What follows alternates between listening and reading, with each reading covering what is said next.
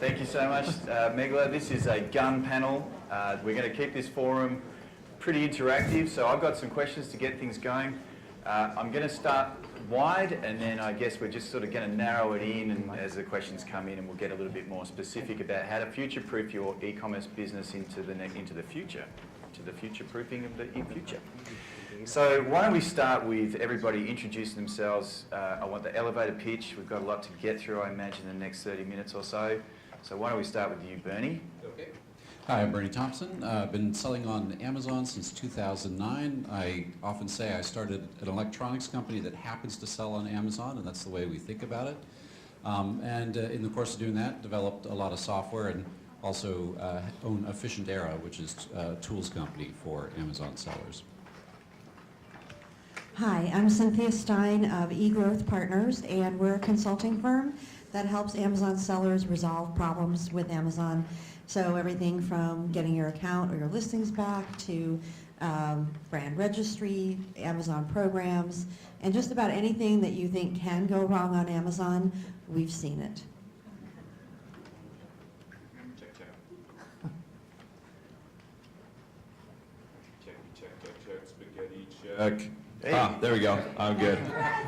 I was about to start beatboxing, but now that you can hear me, I won't. I'm Chris.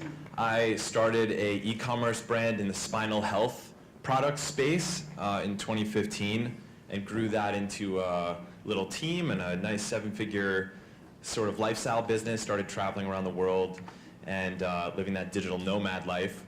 And then started Judo Launch, which is a software company that provides tools for launching and international expansion of Amazon brands. We also help larger companies that don't know jack about Amazon get going on Amazon as well. So yeah, excited for this panel. I'm good. Your I got mic. mics. Fancy, Britney Spears style. No, I'm Kevin King.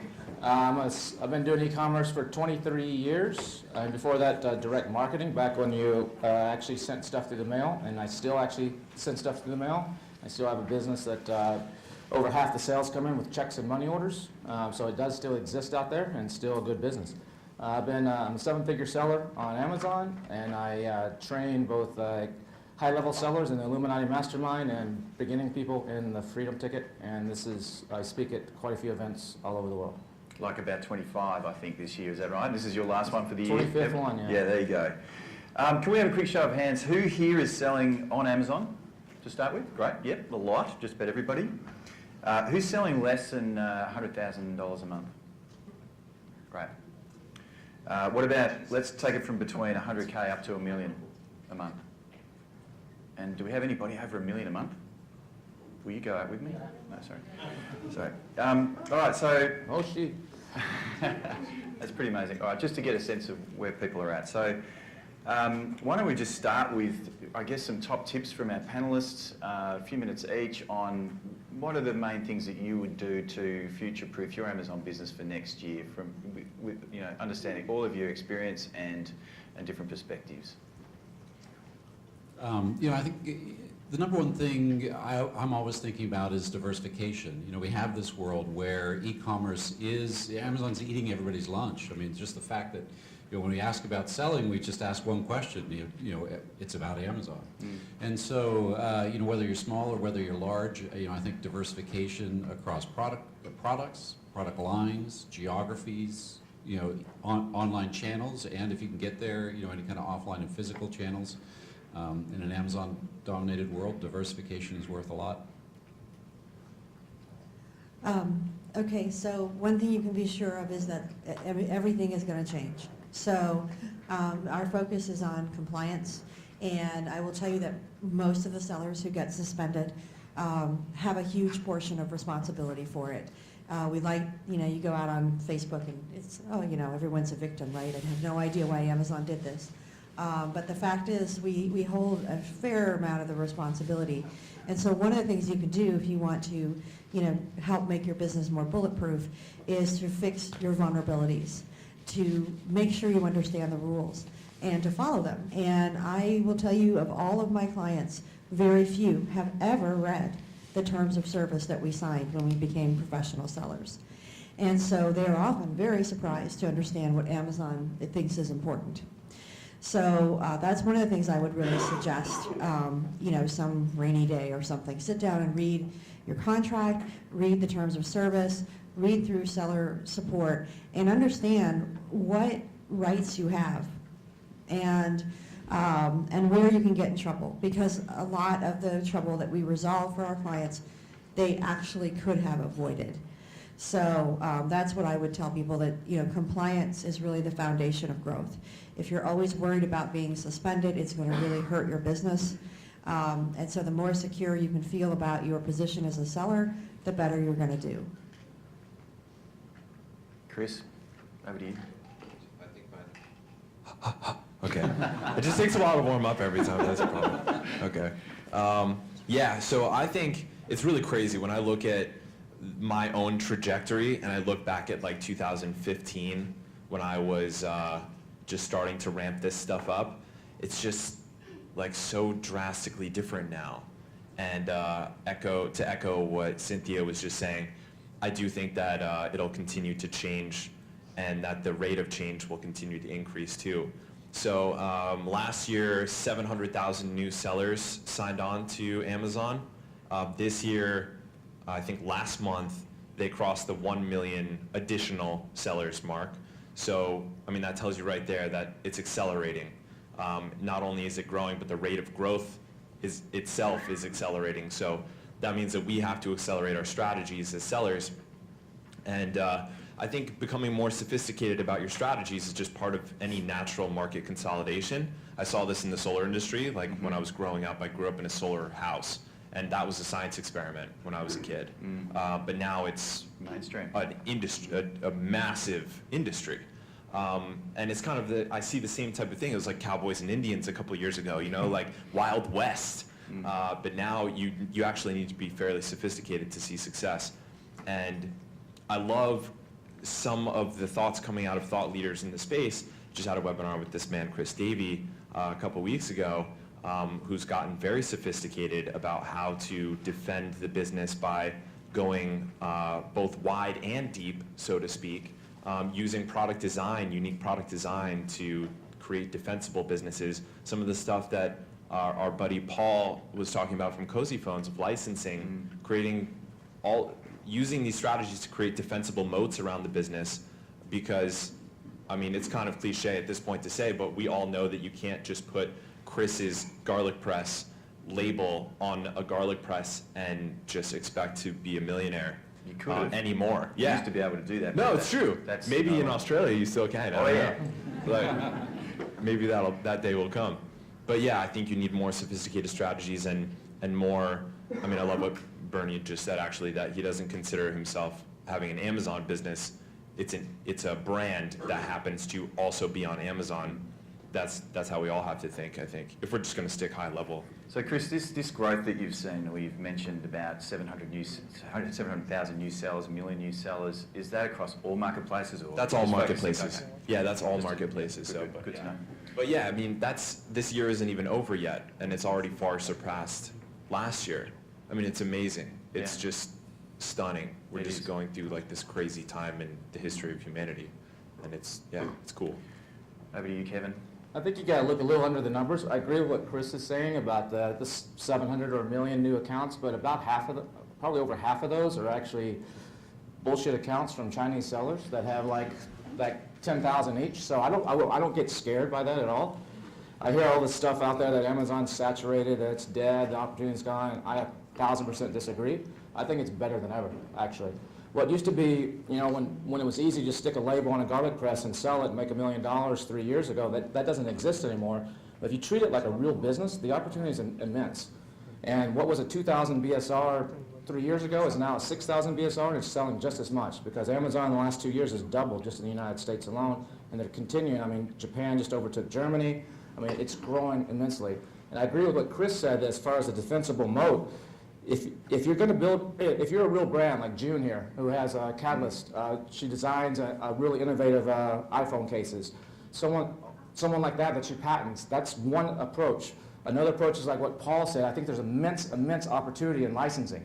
Even if the garlic press, the old example of the garlic press, if you can go out and license, you know, if you have a Nickelodeon garlic press, you stand out and have no competition.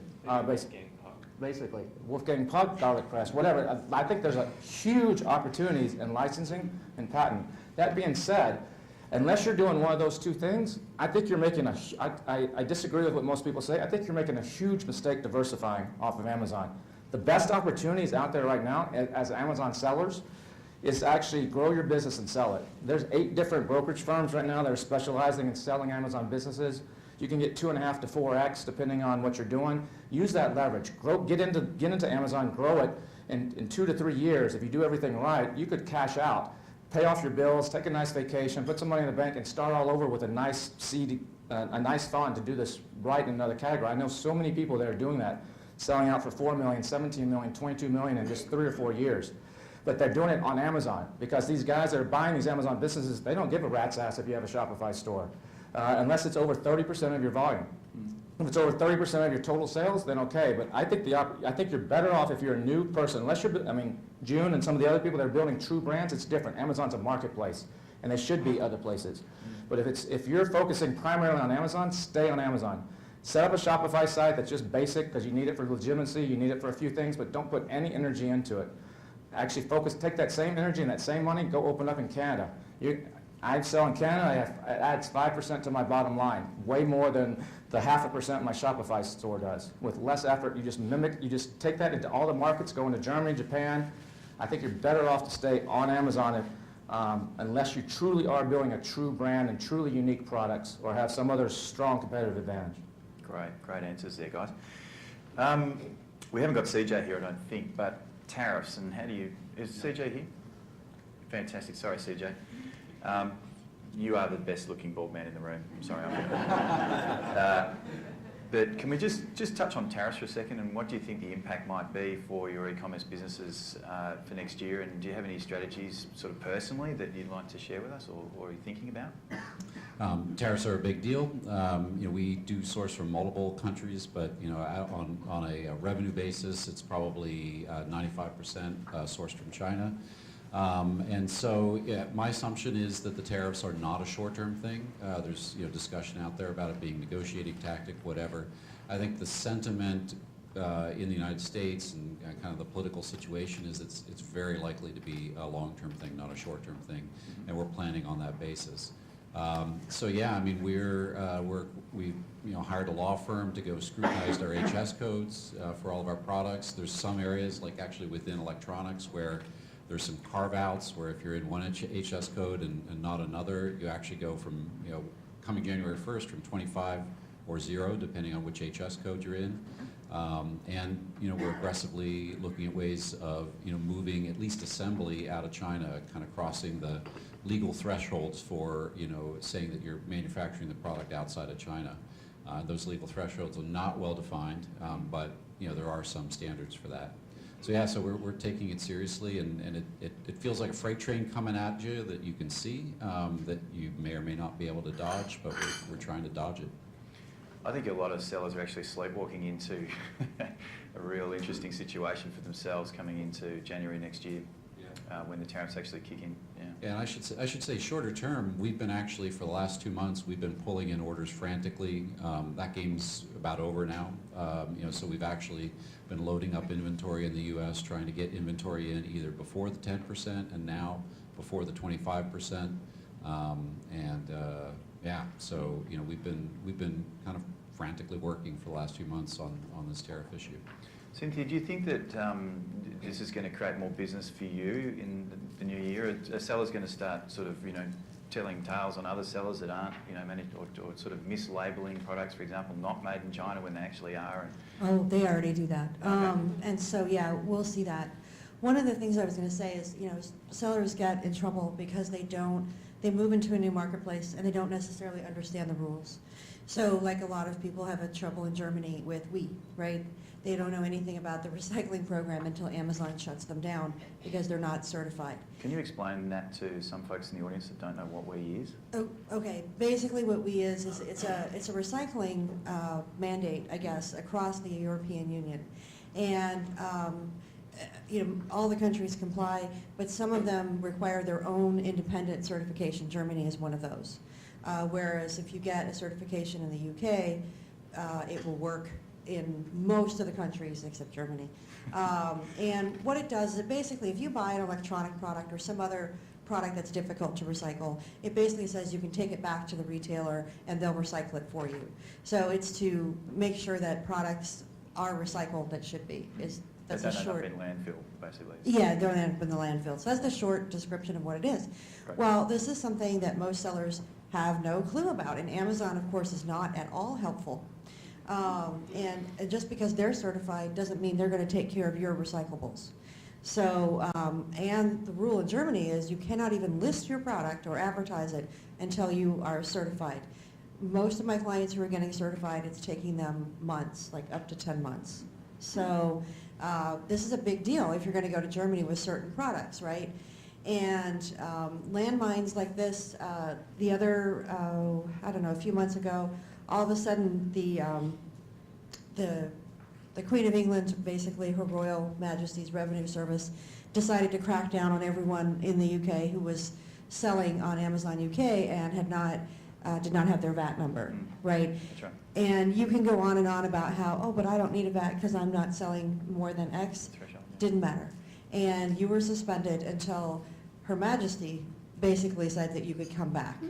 And so it had nothing, I mean, Amazon took everyone down, but they wouldn't let you back until you got a note from the revenue service saying you were square. That's right. And so sellers were having to hire, accountants and service providers to help them in the UK to get this taken care of. And these are just two examples of the things that can trip you up. And of course, the tariffs are going to be a real pain in the butt. And so I foresee that there'll be problems. I also foresee that Amazon will possibly put some restrictions on sellers, or it's possible that if somebody forces Amazon, like the Revenue Service did, to do something, that they will.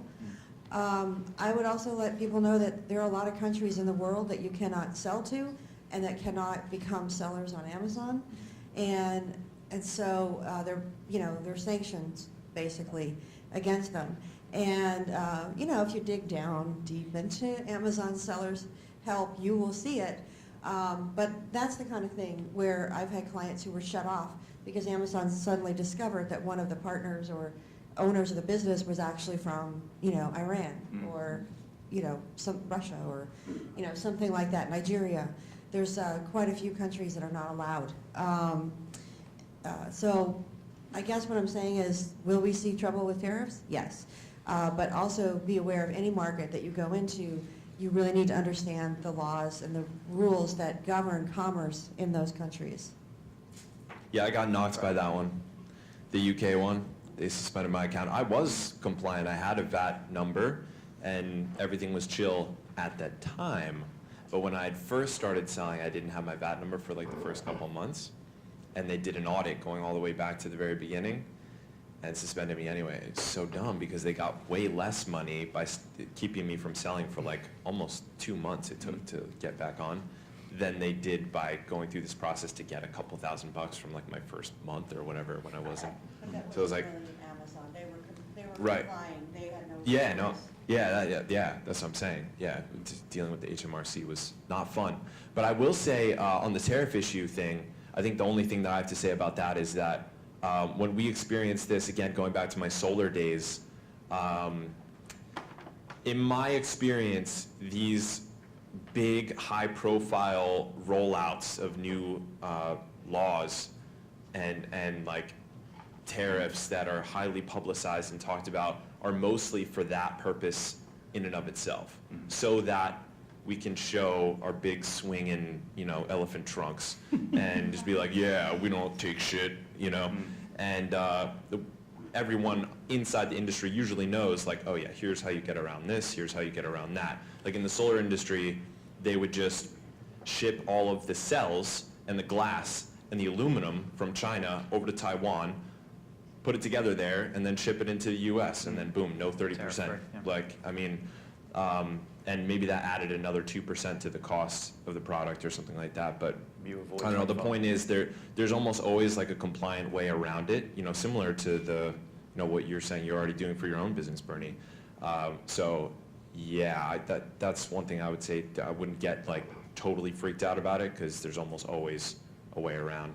Yeah, but you got to take action. No, yeah, you have to know ahead of time. You have to be in the know. You can't be one of the guys that doesn't know the Taiwan trick, Yeah, that's for sure. That's why you come to this event, to find out how. Anyway, Kevin, over to you. Yeah, I think, like I said earlier in one of my presentation this morning, the real money is made in the sourcing, not in the selling. And so the fact that there's 25% tariff is going to affect, pretty much everybody, all your competition across the board. So you've got to look at alternative ways to either, it may be cheaper to make something, if you're selling in the U.S., to make it in the U.S. Than pay the tariff.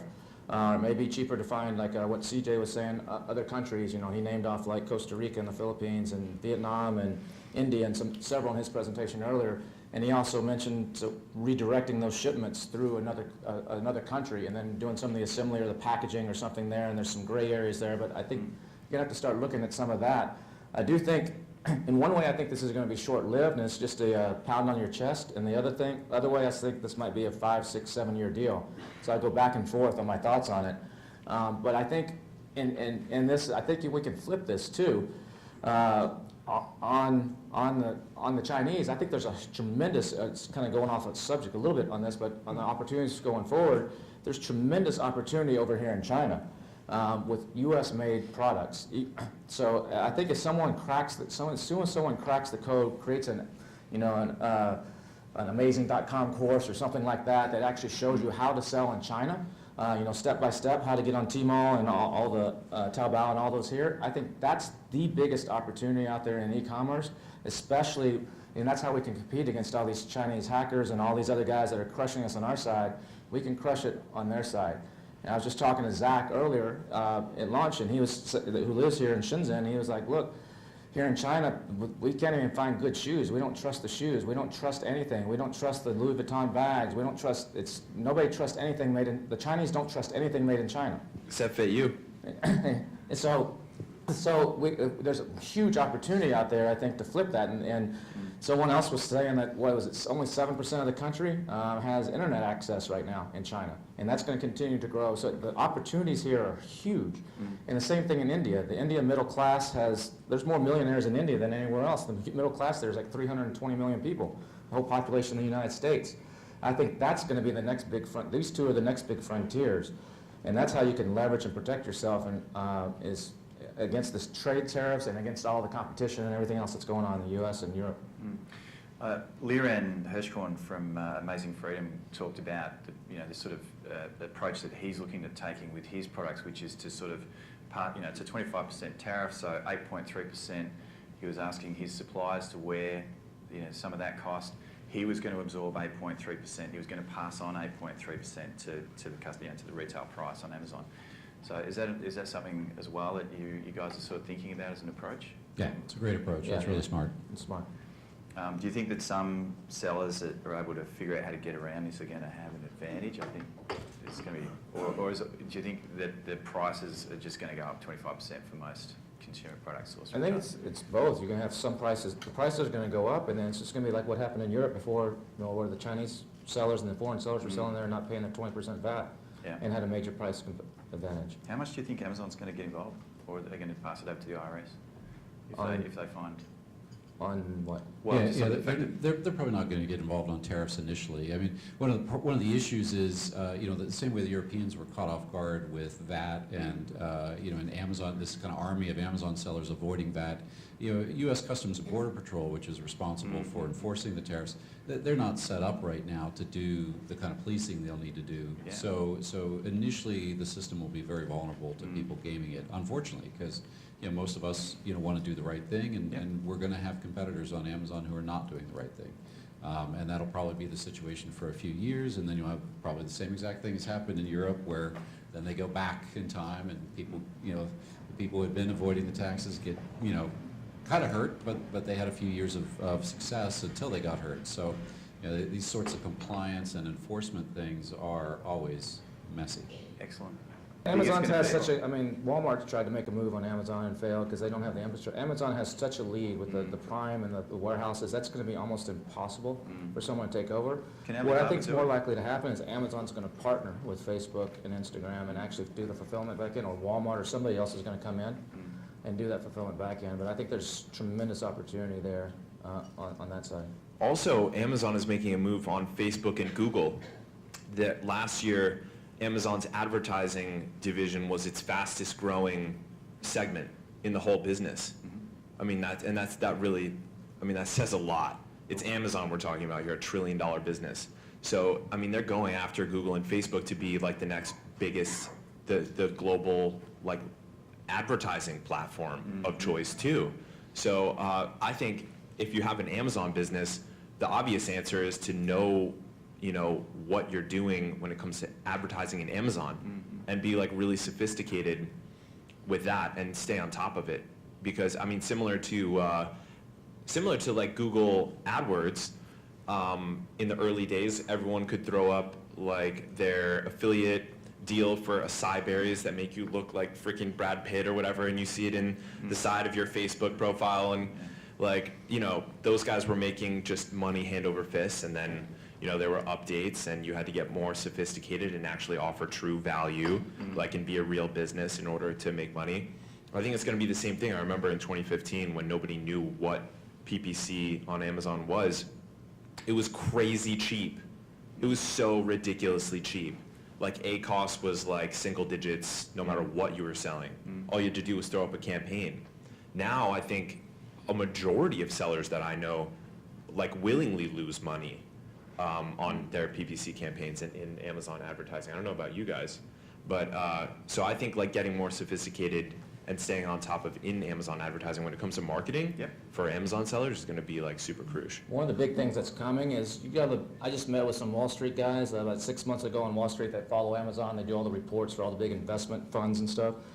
And they said that the advertising costs, project the advertising costs on Amazon are going to go up 5 to 10 times in the next 2 to 3 years. And the reason for that, they say, is Madison Avenue is starting to wake up. They don't want to do it yet because there's true accountability. And they're used to the TV advertising and the more brand advertising where there's not accountability for ad spend. But as soon as they wake up, and a few of them are starting to test it a little bit, and Amazon's courting them heavily, they're going to start coming in and spending boatloads of money on advertising, on PPC, and they're going to take over a lot of the prime real estate. And Amazon's even doing some of that themselves now. They've gone from something like 17 or 20 private label brands a year, 2 years ago, to 127 was the last count private label brands that Amazon has. And you're starting to see some of them given that prominent placement on the page, which fills up half of the page one results in some categories with their private brand stuff. So it's going to become, the advertising is going to become a lot more expensive in the next few years on Amazon. Well, and I'll address some of the other strategies too, because, and by the way, they just came out with a story about how they're actively soliciting some of the largest brands to do exactly that, to bypass the ad agency and work directly with Amazon. So I think that's not surprising considering Amazon likes to go direct all the time. But the problem that I see is that the opportunities to get awry of Amazon's policies are only going to expand. You know, we all know that they are really hitting hard on people who, you know, do fake reviews, paid reviews, you know, things like that. But what they've started to do is really spread out onto the other platforms. So it used to be you could do anything you wanted to on Facebook, right, or Instagram or whatever for your brand. And now it's getting so that you can still get shut down on Amazon for doing an off-platform marketing strategy. I think particularly at bloggers, this is very tricky because Amazon is not consistent. But basically, you know, if you give a blogger a free product and say, hey, you know, please promote my mascara to your beauty followers, right, or whatever, and they do that and they put a link, you know, to Amazon, like, hey, you can buy it on Amazon. Literally, Amazon can now and will shut you down for that. Oh, surprise. Yes, they've already started to do that. So, you know, because they believe that, again, that blog post is basically a paid ad, which, you know, nothing against paid ads, but that it is paid, you know, basically bloggers are supposed to be honest brokers, kind of. You know, you expect if you read something from a blogger that it's just like a review and that it's an actual person's experience. Only a lot of them aren't. There's a whole ton of paid blog services and all this stuff. And so people are using them to drive traffic to their Amazon listing, right? And so Amazon has decided they don't like that, and they're starting to shut people down for that. And I foresee a future where they are going to be embedded in everyone's marketing campaigns. I mean, you already can't ask for reviews in your inserts. Well, you can't ask for them the way you want to. Okay, almost all of my clients are non-compliant in their inserts. You know, I tell them, they ignore me. That's the way it goes. But they get shut down, you know, because somebody will turn them in, or Amazon will do a test buy, which they do, and they'll see that the insert's not compliant, and they'll shut them down. You know, the offsite bloggers, that was a new one. And so I guess what I'm saying is Amazon is really, really adamant about the platform being a trusted space. Of course you can advertise. They want you to sell product, but they are really very sensitive to anything that would suggest that their reviews are less than honest. And so I foresee, you know, this is going to be, it's just getting messier all the time. Future marketing, I think two things are, you know, because of, you know, all these things we're talking about here, again, I mean, one of the biggest things is building assets that aren't tied to Amazon. So, you know, there was a discussion in Zach's thing of, you know, okay, so you don't really need to collect email lists until you hit a certain threshold, but you really should be, because that email list is going to be gold later on. You know, I made that mistake. You know, we have interacted with so many customers since 2009. Only in the last 2 years have I really been systematically collecting an asset that's an asset of the business, a really critical marketing asset, which is, you know, customer contacts that I have permission to reach out to.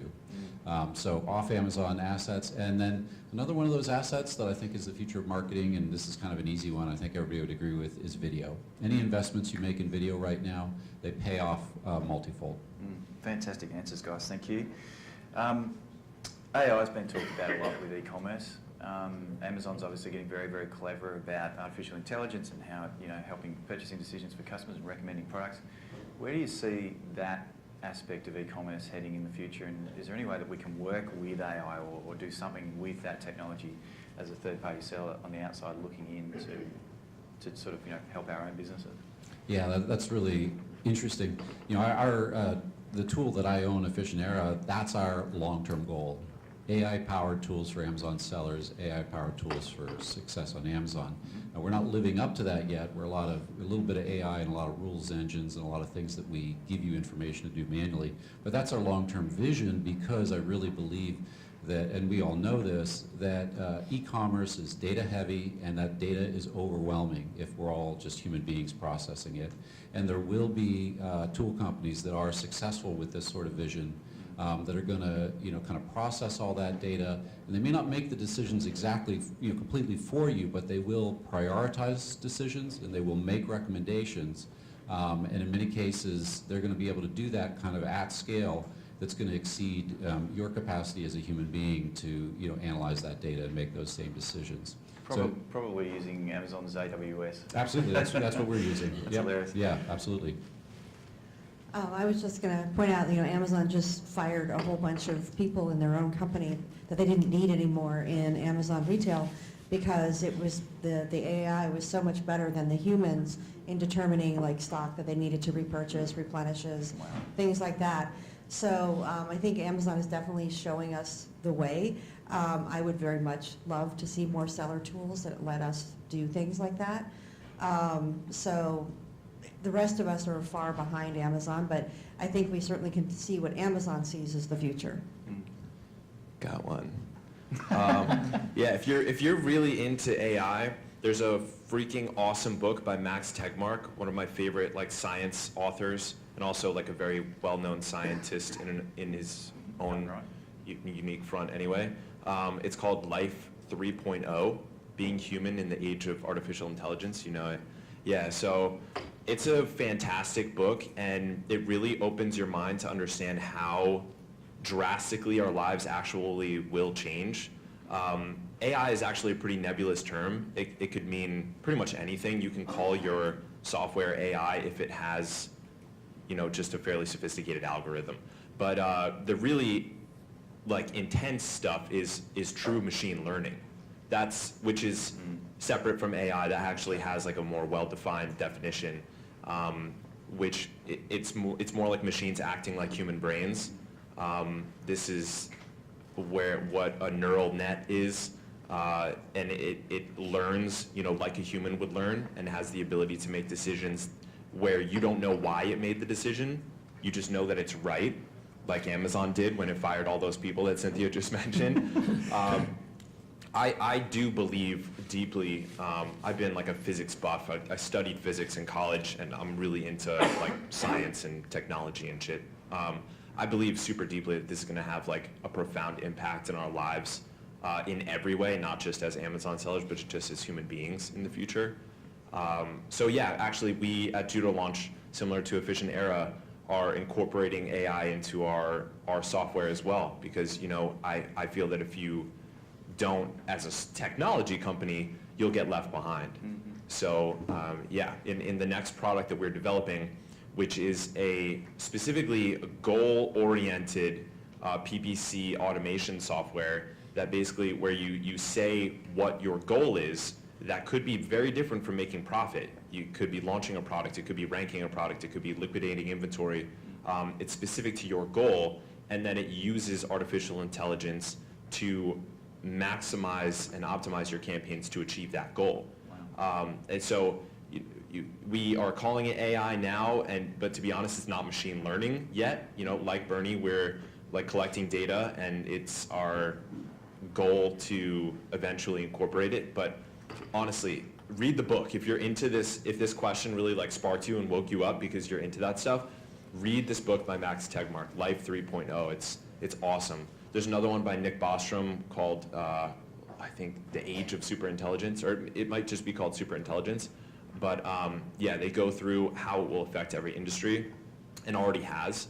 AlphaGo already beat the world's greatest Go player, which is significant because it's not chess. Go is actually a game similar to the stock market or similar to selling on Amazon, where there are so many factors that lead to success. There's actually more potential game variations that can be played on Go than there are atoms in the known universe.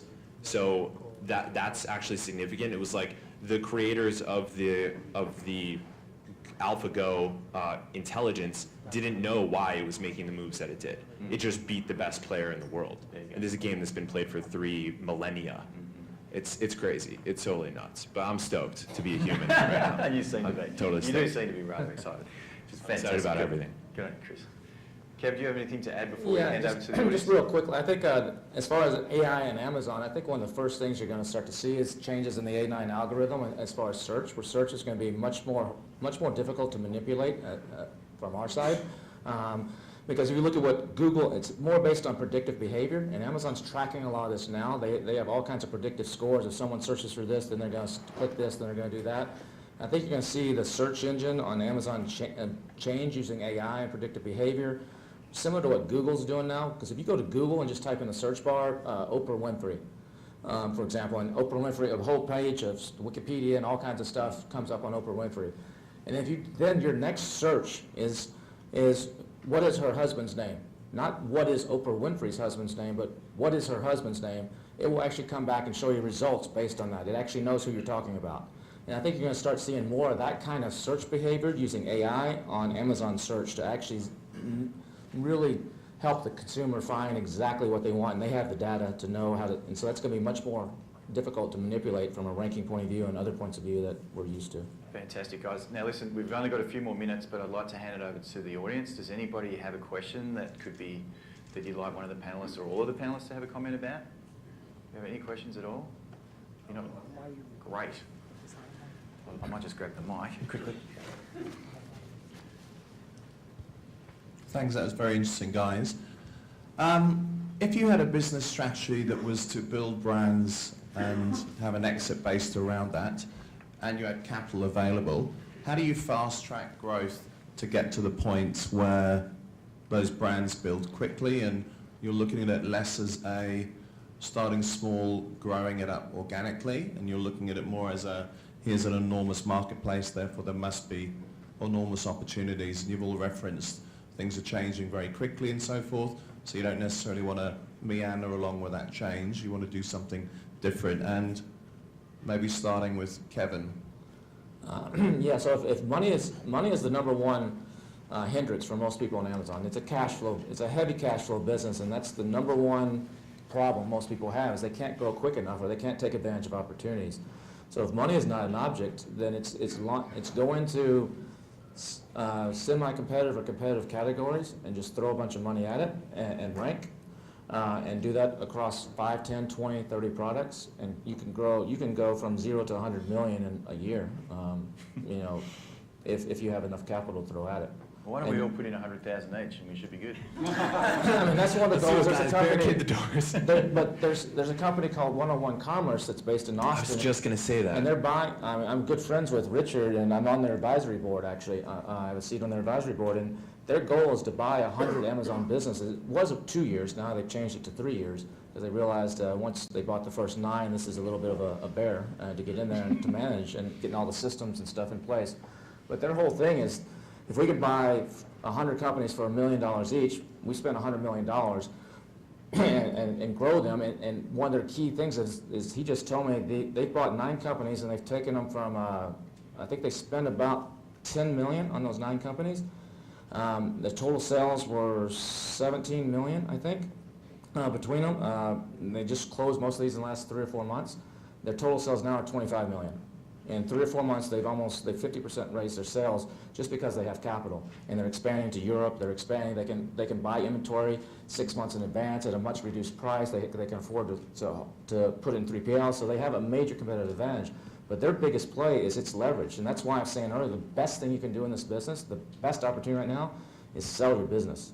And a lot of people are like, why would I sell it if I'm making a lot of money? It's because you get that leverage. So them buying 100 companies, if they can throw off $100 million off of 100 companies, they can sell that for $1 billion. It's a 10x multiplier. The higher you go, the higher the multiplier goes. When you're at $500,000 in net profit, you're going to get a 2, 2.5. But when you're at that 100 million, you can sell that for $1 billion. And so that's the major opportunity. So to answer your question, if you have the money, that's what you do.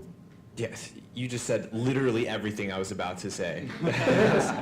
Yeah, I actually think this is really hot right now. Like PE in the Amazon world, it's kind of begging for consolidation because $860 million sitting out there ready to invest in Amazon businesses right now. It's sitting there from family funds and all kinds of stuff. They're just looking for the opportunities. But there's a lot of garbage Amazon business. As you know, there's a lot of businesses that are doing $5 million in sales, and they don't have the owner doesn't have 2 nickels to rub together. Because it's so cash flow intensive, or they're generating cash but not profit. A lot of people don't really know their numbers in this business. yeah, so you might want to take Richard's approach, the guy that Kevin was just talking about from 101 Commerce, so he only takes businesses that are doing 20 to 30% net profit. And so all those businesses that he said that he bought for the 17 million that he turned to 25 million, they were all making like awesome profit. So obviously you have some connections into capital markets or whatever, I don't know. But if you're a finance guy, use that finance like capability, I would say definitely like to just acquire. Like why would you even build it from scratch if you can acquire businesses that are undervalued and they don't even know that they're undervalued at this point? BlackRock, which is the owner of the company that is putting on this event right now, Global Sources. Blackstone. I was confused too, that's messed up. I know. Blackstone, I've even had conversations with Blackstone about potentially getting into this market. And there are other guys like Richard as well who are trying to build up to 9 figures and, whatever, either do an IPO or get acquired by a larger brand. But the awesome thing about that is if you're in that position, I'm not in this position, but if you're in that position where you have access to, this enormous amount of capital and you can pull off a deal structure like that, is that you get that amazing multiple. If we sell our businesses at our scale, or at least the scale that I'm at, you get a 2 to 3x EBITDA multiple. That's what you get, generally, unless you have like something really kick-ass about your business. But you can get 10x, or if you're like a public company, it's like 20x your earnings or like more. So it's just ridiculous that how scale affects like the valuation and also your margins, because like the economies of scale kick in, and you can do what Richard's doing and take your like logistics department and just apply it to every business. Every business just plugs in, and so your efficiencies increase, your net profit increases.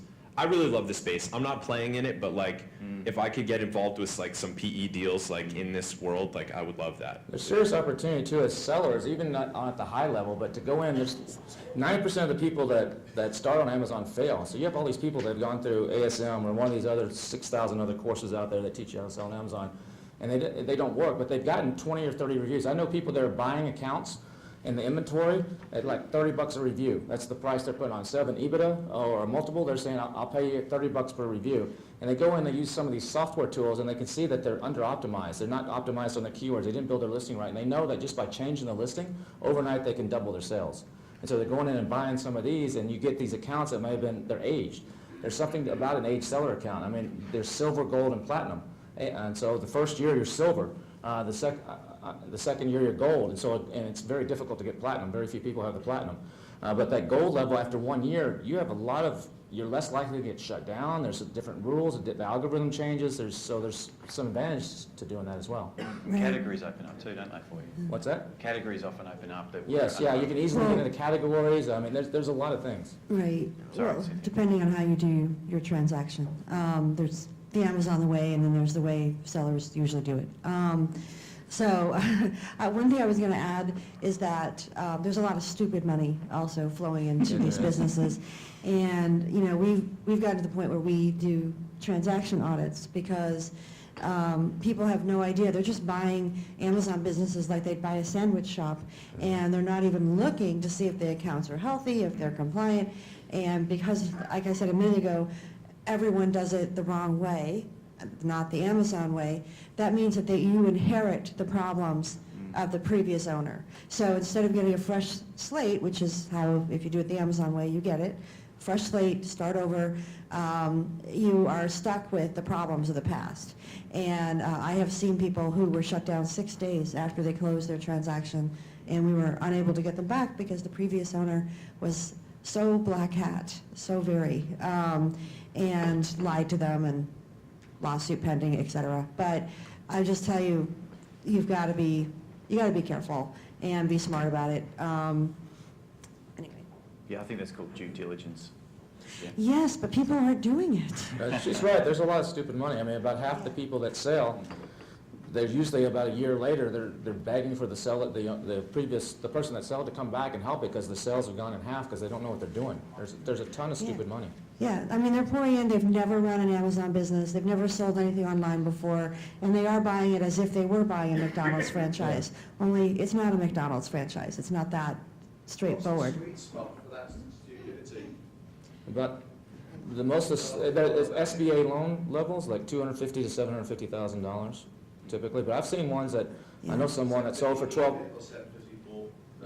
EBITDA. I've seen one that sold for 12 million. And they tanked it down to 4 million, and they begged him to come back, and he said they took him to several conferences, said tried to show him, and now he's back in there fixing it. He may just buy it back from him and take it back up. But it happens a lot. There's some that can grow it right, but there's a lot of people, like Chris said, this is a complicated, it's not so easy. It's not as easy as launch a product and go sit on the beach and drink margaritas the rest of your life. I mean, this is a real business. There's a lot of moving parts and a lot of stuff you got to know, and most of these people have no clue. And there's not enough people out there that really do have a clue, because the ones that do have a clue don't want to work for somebody else. They want the freedom and the lifestyle and everything else. So it's difficult to find competent people from an investor's point of view to actually run this for you. Right, and that's what I see out there too, is a lot of groups of investors who are doing, you know, all these roll-ups, like you were talking about earlier, where they're going to buy a certain number of companies and, you know, basically tweak it to a much higher valuation. And they're approaching an Amazon business the same way they would approach a grocery store chain, and it does not work the same way. Like Richard, I mean, his sourcing guy used to be the main sourcing guy at Dollar Shave Club. His marketing guys used to be at Retail Me Not and Google and HomeAway and several. He's spending money to get the top of the top, and these people are in the weeds and they're learning it fast. And most people don't have those resources to hire the best of the best that can come in and really optimize it. ladies and gentlemen of the panel, we have to wrap it up. I'm really sorry we could be here all night long talking about Amazon and the future of e-commerce. Thank you so much to the China Magic crew that came in and have sat in kindly through the session. I'd like everybody to extend a very warm round of applause to our fantastic panellists and for sharing